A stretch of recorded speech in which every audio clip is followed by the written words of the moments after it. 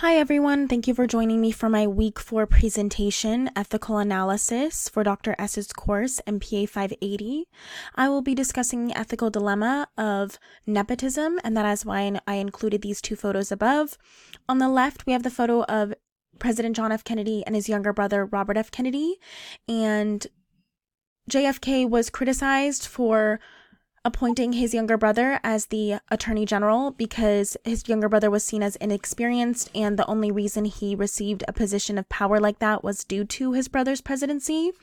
And then also President Trump is criticized for having his daughter Ivanka Trump and her husband, his son-in-law Jared Kushner, as senior advisors on his administration. So I do not work in the public sector. However, this is also very prevalent in the private sector. As mentioned before, I work for AAA, and this is very common in AAA actually. So, description of a dilemma. A family member with little experience is offered a position of power above others who may be more qualified. So the specific example for my unit is we actually just had a manager that was hired based upon the fact that her husband was also a manager in a different unit, and he referred her to the job. There were several adjusters, regular claims adjusters like me, that applied for the management position who have been with the company for some of them 15, some of them even 20 years, and they were passed up for the promotion so that it was able to go to this person's spouse. So stakeholders in this situation, fellow employees. So those employees that were passed up for the job, they still work for the company. So this might affect their morale and their performance and productivity, because to them, they might see this as, why continue to work hard for a company that won't reward me for my efforts, and just give it to someone based upon their relationship with another manager in the office. And then also it affects members of the community. So a job going to someone that has not worked for AAA and does not know AAA values, that will potentially affect their claim, because we must go to management as a deciding factor in situations that we do not have the authority to grant, and it has to be by a manager. So we have to ensure that that manager encompasses AAA's values.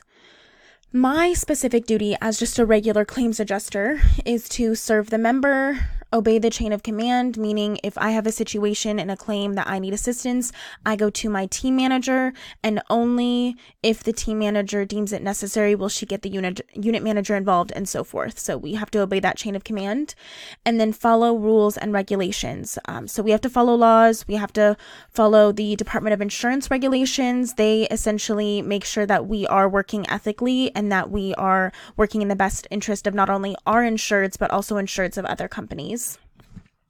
We also do not have any sort of nepotism rules in place in our book or provided by HR. There's nothing in it that states that we are not allowed to, or the company AAA is not allowed to employ family members or friends of fellow employees. And for the most part, mainly to get hired at AAA, at least in my unit that I've noticed, is you have to be a relative of a current employee or a friend.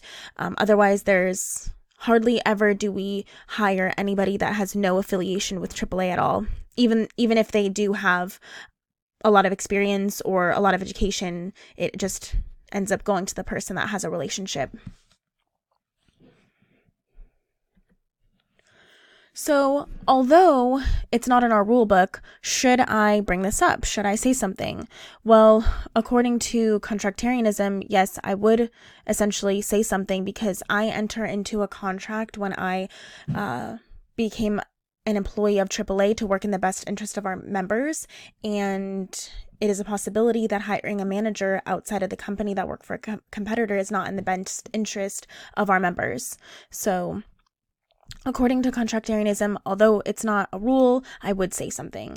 And then also the virtue theory applies. We have to make sure that we're accountable, we're honest. We have to make sure we are transparent as well, so that we have that trust and that bond, not only with members, but also with employees. If employees don't feel like they are being valued, and like those employees that were passed up, they might go elsewhere. So it's just about finding that golden mean. So, some alternatives. The company could have gone around and provided a survey and or an anonymous survey saying, hey, will this affect your work or affect your performance if we hire someone that is related to a manager in another unit, and so forth. So that's one approach. And then also skills tests. Obviously, this is not something new. This was introduced by Max Weber to eliminate any sort of favoritism and make sure that the people that are getting hired are actually qualified for the position. It's based on merit rather than relationship. And he was influenced by Immanuel Kant and Kant's theory of the universalizability, that everything should apply to everyone. So nepotism shouldn't even be an issue because according to his ethics, we make sure everything is essentially a level playing field. So a position wouldn't go to someone's spouse just because of their relationship. She would have to be just as qualified as everyone else applying for the position. Thank you folks so much for listening to my presentation.